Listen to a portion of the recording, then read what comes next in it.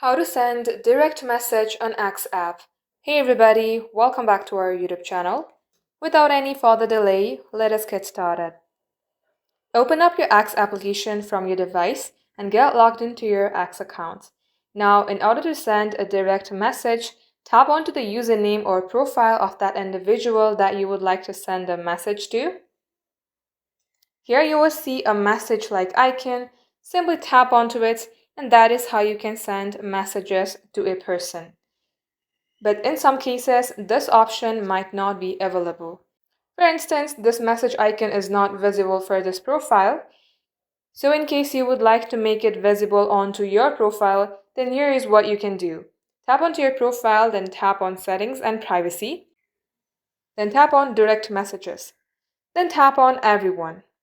Just like so, this is how you can do it. Thank you for watching the video till the very end. If it had helped you in any ways, then do like and subscribe. We will get back to you soon with more tutorials like this.